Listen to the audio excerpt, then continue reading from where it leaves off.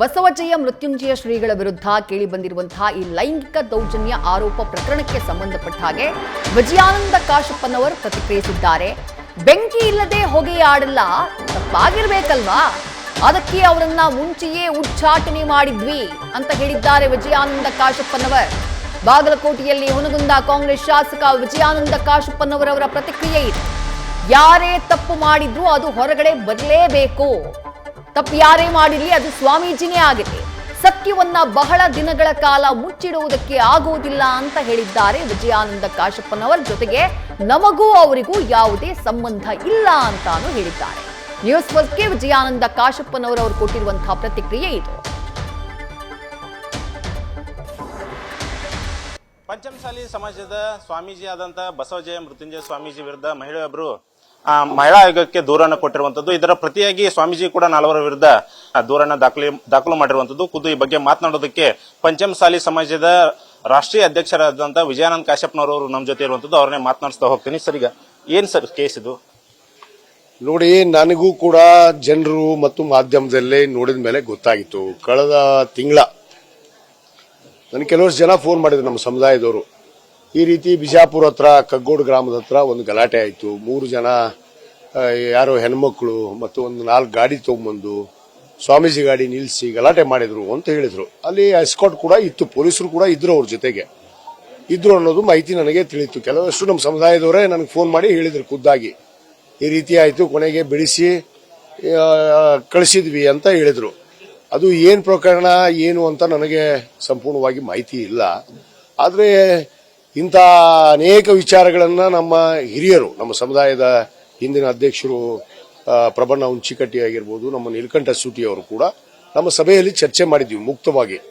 ಈ ರೀತಿ ಕೆಲವಷ್ಟು ನಡೆಗಳು ತಪ್ಪಿರುವ ಹಿನ್ನೆಲೆಯಲ್ಲಿ ಸ್ವಾಮಿಗಳನ್ನ ಇಲ್ಲಿ ನಮ್ಮ ಪೀಠದಿಂದ ಉಚ್ಚಾಟನೆ ಮಾಡಬೇಕು ಅಂತ ಬಂದಂಥ ಸಂದರ್ಭದಲ್ಲಿ ಇವೆಲ್ಲ ವಿಚಾರಗಳನ್ನು ಚರ್ಚೆ ಮಾಡಿ ಆ ನಿರ್ಧಾರಕ್ಕೆ ಬಂದಿದ್ವಿ ನಾವು. ಇವತ್ತು ಅದು ಕೆಲವಷ್ಟು ಬೆಳಕಿಗೆ ಬರ್ತಾ ಇದೆ. ಯಾರೇ ತಪ್ಪು ಮಾಡಿದ್ರು ಕೊಡ್ರಿ, ನಾನು ತಪ್ಪು ಮಾಡಿದ್ರು ನಂದು ಹೊರಗೆ ಬರಲೇಬೇಕು. ಸತ್ಯವನ್ನ ಎಷ್ಟು ದಿವಸ ಮುಚ್ಚಿಡಕ್ಕಾಗತ್ತೆ?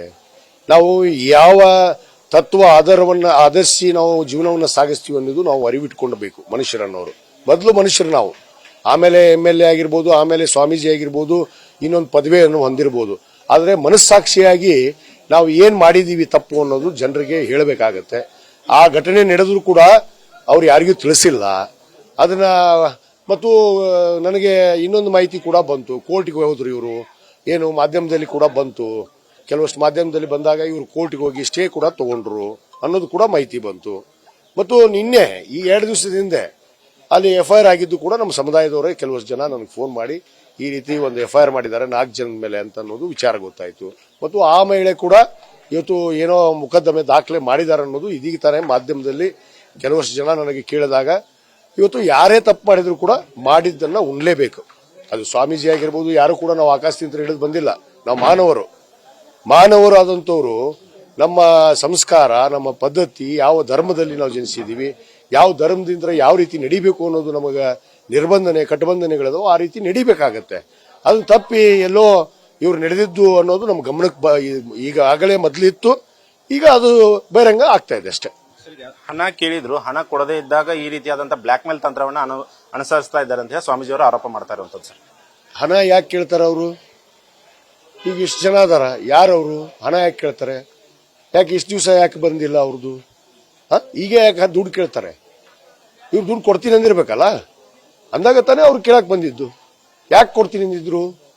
ಅಲ್ಲಿ ನಾನು ಕೇಳಿದೆ, ಮಾಧ್ಯಮದಲ್ಲಿ ನೋಡಿದೆ, ಅವರು ಸುಪುತ್ರ ಅವ್ರಿಗೆ ಸ್ವಾಮೀಜಿ ಮೇಲೆ ಕೂಗಾಡೋದು, ನನ್ನ ತಾಯಿ ರೇಪ್ ಮಾಡಿದ್ದಾರೆ ಇವರು ಅಂತೇಳಿ.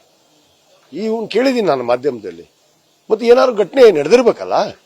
ಬೆಂಕಿ ಇಲ್ಲಾರ್ದ ಹೊಗೆ ಆಡೋದಿಲ್ಲ, ಬೆಂಕಿ ಇದ್ದಾಗಲೇ ಹೊಗೆ ಆಡೋದು, ಅದಂತೂ ಸತ್ಯ. ಅದಕ್ಕೆ ನಾವು ಅರ್ಥಿಸ್ಕೊಂಡು ನಾವು ಮೊದಲೇ ನಮ್ಮ ನಿರ್ಧಾರವನ್ನು ನಾವು ಪ್ರಕಟಗೊಳಿಸಿವಿ. ನಮಗೆ ಅವರಿಗೆ ಸಂಬಂಧ ಇಲ್ಲ, ನಾವು ಅವರ ವಿಚಾರಕ್ಕೂ ಹೋಗೋದಿಲ್ಲ, ಅವ್ರು ಏನಾದ್ರೂ ನಮ್ಗೆ ಗೊತ್ತಿಲ್ಲ ಅನ್ನೋ ಮಾತನ್ನು ನಾನು ಹೇಳಕ್ ಇಚ್ಛೆಪಡ್ತೀನಿ. ಮೊದಲೇ ಗೊತ್ತಿತ್ತು ಅಂತ ಹೇಳಿ, ಅದು ಸಮಾಜದವ್ರು ಎಲ್ಲರಿಗೂ ಗೊತ್ತಿತ್ತ ಸರ್? ಇದು ತಿಳಿದ ಮೇಲೆನೆ ಅವ್ರನ್ನ ಉಚ್ಚಾಟನೆ ಮಾಡುವಂತ ತೀರ್ಮಾನ ಸಮಾಜ ತಗೋತ ಅಂತ? ನೋಡ್ರಿ, ಈ ಅಂಧಭಕ್ತ ಜಗತ್ತೈತಿ. ಸತ್ಯನ ಹೇಳಕ್ ಹೋದ್ರೆ ನಮ್ಮ ಮೇಲೆ ಆರೋಪ ಮಾಡ್ತಾರ. ಅದಕ್ಕೆ ಅದು ತಾನಾಗ್ಲಿ ಬರ್ಲಿ ಅಂತ ನಾವು ಸುಮ್ ಕೂತಿದ್ವಿ ಅಷ್ಟೇ. ನಮ್ಮ ಕೈವಾಡ ಯಾವುದೂ ಇಲ್ಲ. ಪ್ರಾಮಾಣಿಕವಾಗಿ ಆ ದೇವ್ರ ಪ್ರಮಾಣ ಸ್ಮರಿಸಿ ಹೇಳ್ತೀವಿ. ಇವರೇ ಕುತ್ಕೊಂಡು ಮಾಧ್ಯಮದಲ್ಲಿ ಹಾಕ್ಸೋದು ನನ್ನ ಬಗ್ಗೆ. ಫೇಸ್ಬುಕ್ ವಾಟ್ಸಪ್ಪಲ್ಲಿ ನನ್ನ ವಿರುದ್ಧ ಎಷ್ಟು ಹೇಳಿಕೆಗಳನ್ನು ಕೊಡಿಸಿದ್ದಾರೆ. ಇವರು ಸ್ವಾಮೀಜಿ ಕುತಂತ್ರ ಇದು ಇವತ್ತಿಂದ ಅಲ್ಲ, ಇದು ಮೊದಲಿಂತ್ರನೂ ಐತಿ. ಅನೇಕ ನಾಯಕರನ್ನ ಇವತ್ತು ದೂರಟ್ಟಿದ್ದು ಅವರೇ. ಇವತ್ತೇನೋ ಒಬ್ಬ ಹೊಸ ನಾಯಕನ ಹಿಡ್ಕೊಂಡು ಹೋಗ್ಯಾರ, ಅವರೇ ಉತ್ತರ ಕೊಡ್ಲಿ. ಯಾರು ಸನ್ಮಾನ್ಯ ಬಸವನಗೌಡ ಪಾಟೀಲ್ ಯತ್ನಾಳ್ ಮತ್ತು ಸಿ ಪಾಟೀಲ್, ಅರವಿಂದ್ ಬೆಲ್ಲದ್ ಜವಾಬ್ದಾರಿ ಹೊತ್ತಾರಲ್ಲ, ಪೀಠ ಕಟ್ತೀವಿ ಮಠ ಕಟ್ತೀವಿ ಅಂತೇಳಿ ಸಮಾಜಕ್ಕೆ ಉತ್ತರ ಅವ್ರು ಕೊಡ್ಲಿ. ನನ್ನ ಹತ್ರ ಏನಿದೆ, ನನ್ನ ಕೆಲಸ ನಾನು ಮುಗಿಸಿದ್ದೀನಿ. ನಾನು ಏನು ಅಖಿಲ ಭಾರತ ಲಿಂಗಾಯತ ಪಂಚಮಸಾಲಿ ಸಮಾಜ ಟ್ರಸ್ಟ್ ವತಿಯಿಂದ ಅವ್ರನ್ನ ಉಚ್ಚಾಟನೆ ಮಾಡಿದ್ದೀವಿ, ಮುಗೀತು. ನಮ್ಮ ಸ್ವಾಮೀಜಿ ಸಂಬಂಧ ಇಲ್ಲ. ಅವ್ರ ವಿಚಾರ ಅವ್ರು ಹೇಳ್ಬೇಕೀಗ. ಅವ್ರು ಪೀಠ ಕಟ್ಕೋತೀನಿ ಮಾತೆತ್ತಿ ಅವ್ರ ಹೆಸರು ತಗೋತಾರೆ. ಇವರು ಚುನಾವಣೆ ಪ್ರಚಾರದಲ್ಲಿ ಬಂದು ಬಸವನಗೌಡ ಪಾಟೀಲ್ ಯತ್ನಾಳ ನಮ್ಮ ಕೂಡ್ಲು ಸಂಘ ಸ್ವಾಮಿ ಅಂತಾರೆ. ಕೂಡ್ಲು ಸಂಘದಾಗೆ ಇಲ್ಲಲ್ಲ ಅವರು. ಕೂಡ್ಲು ಸಂಘ ಪೀಠ ಇದ್ರೆ ಉಚ್ಚಾಟನೆ ಮಾಡಿದ್ದೀವಿ. ಇಂಥ ಘಟನೆಗಳು ಗೊತ್ತಿತ್ತು ನಮಗೆ, ಆಗ್ತಾವು ಬರ್ತಾವು ಅಂತೇಳಿ. ಒಂದಲ್ಲ, ಲಕ್ಷ ಕೋಟ್ಯಾಂತರ ರೂಪಾಯಿ ಆಸ್ತಿ ಮಾಡ್ಯಾರ. ಇಂಥ ಅನೇಕ ಪ್ರಕರಣಗಳು ಇನ್ನೂ ಅದಾವು, ಅವು ಬರ್ತಾವು. ನಾವೆಲ್ಲ ಕೈ ಅವಾಗ ಹಾಕಕ್ ಹೋಗೋದಿಲ್ಲ, ನಮ್ಗೆ ಸಂಬಂಧ ಇಲ್ಲ. ನಮ್ಮಿಂತ್ರ ಉಚ್ಚಾಟನೆ ಮಾಡಿದ್ಮೇಲೆ ನಮಗೇನು ಅವಶ್ಯಕತೆ ಐತೆ ಅವ್ನು ತಗೊಂಡು? ನಮಗೆ ಅವಶ್ಯಕತೆ ಇಲ್ಲ ಅವ್ರದ್ದು. ಓಕೆ, ಇದಿಷ್ಟು ವಿಜಯಾನಂದ್ ಕಾಶ್ಯಪ್ನವರವರ ಮಾತಾಗಿರುವಂತದ್ದು. ಕ್ಯಾಮ್ರಾ ಪರ್ಸನ್ ಕಾರ್ತಿಕ್ ಜೊತೆ ಕೃಷ್ಣ ಆದಿಮನಿ, ನ್ಯೂಸ್ ಫಸ್ಟ್, ಬಾಗಲಕೋಟೆ. ಇದು ಹುನಗುಂದ ಕಾಂಗ್ರೆಸ್ ಶಾಸಕರಾಗಿರುವಂತಹ ವಿಜಯಾನಂದ ಕಾಶಪ್ಪನವರು ಅವರ ಪ್ರತಿಕ್ರಿಯೆ.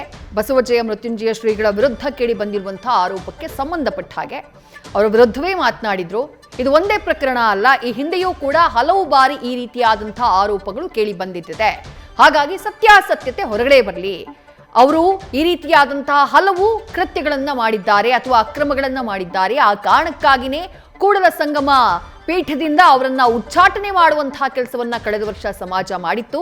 ಹಾಗಾಗಿ ಆ ಸ್ವಾಮೀಜಿಗೂ ನಮ್ಮ ಸಮಾಜಕ್ಕೂ ಯಾವುದೇ ಸಂಬಂಧ ಇಲ್ಲ ಅಂತ ಹೇಳಿದ್ದಾರೆ ಕಾಂಗ್ರೆಸ್ ಶಾಸಕರಾಗಿರುವಂತಹ ವಿಜಯಾನಂದ ಕಾಶಪ್ಪನವರ್. ಸದ್ಯ ಪ್ರಕರಣಕ್ಕೆ ಸಂಬಂಧಪಟ್ಟ ಹಾಗೆ ದೂರು ದಾಖಲಾಗಿದೆ, ಪ್ರತಿ ದೂರು ದಾಖಲಾಗಿದೆ.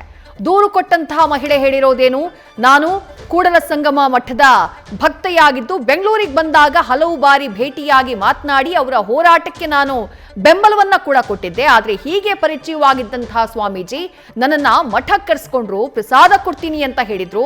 ಆದ್ರೆ ನನ್ನ ವಿಶ್ವಾಸವನ್ನ ದುರುಪಯೋಗ ಮಾಡಿಕೊಂಡು ಅಸಭ್ಯವಾಗಿ ಮಾತನಾಡ್ತಾ ನನ್ನ ಮೈಕೈ ಮುಟ್ಟಿ ದೈಹಿಕವಾಗಿ ನನ್ನ ಜೊತೆ ತಪ್ಪಾಗಿ ವರ್ತನೆ ಮಾಡಿದ್ರು. ಈ ಸಂದರ್ಭದಲ್ಲಿ ನನಗೆ ಗೊತ್ತಿಲ್ಲದೆ ಇರೋ ರೀತಿ ವಿಡಿಯೋನ ಕೂಡ ರೆಕಾರ್ಡ್ ಮಾಡಿದ್ದಾರೆ. ಆ ವಿಡಿಯೋನ ಇಟ್ಕೊಂಡು ನನ್ನನ್ನ ಬ್ಲಾಕ್ ಮೇಲ್ ಮಾಡ್ತಿದ್ದಾರೆ.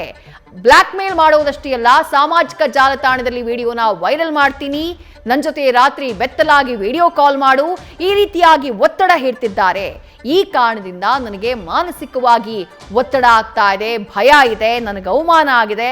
ಹಾಗಾಗಿ ಸ್ವಾಮೀಜಿ ವಿರುದ್ಧ ಕ್ರಮ ತೆಗೆದುಕೊಳ್ಬೇಕು. ಸ್ವಾಮೀಜಿ ಜೊತೆ ಮಾತನಾಡಿರುವಂತಹ ಆಡಿಯೋ ರೆಕಾರ್ಡಿಂಗ್ ಕೂಡ ನನ್ನ ಹತ್ರ ಇದೆ. ತನಿಖೆಯ ಸಂದರ್ಭದಲ್ಲಿ ಪ್ರೊಡ್ಯೂಸ್ ಮಾಡೋದಕ್ಕೆ ನಾನು ಸಿದ್ಧಳಿದ್ದೀನಿ ಅಂತ ಹೇಳಿ ಸಂತ್ರಸ್ತೆ ದೂರನ್ನ ಕೊಟ್ಟಿದ್ದಾರೆ. ಯಾರ್ಯಾರಿಗೆ?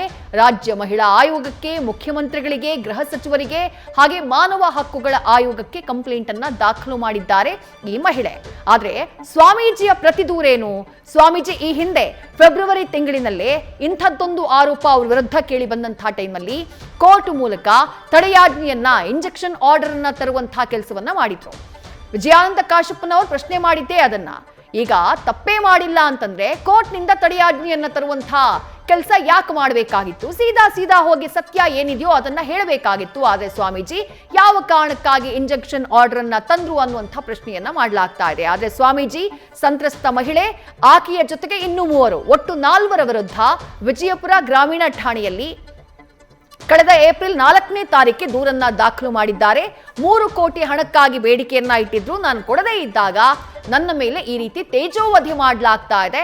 ಇದು ಷಡ್ಯಂತ್ರ, ಪಂಚಮಸಾಲಿ ಹೋರಾಟ, 2A ಮೀಸಲಾತಿ ಹೋರಾಟವನ್ನ ಹತ್ತಿಕ್ಕುವಂತಹ ಪ್ರಯತ್ನ ಇದು ಅನ್ನುವಂಥ ಪ್ರತ್ಯಾರೋಪವನ್ನ ಮಾಡಿದ್ದಾರೆ.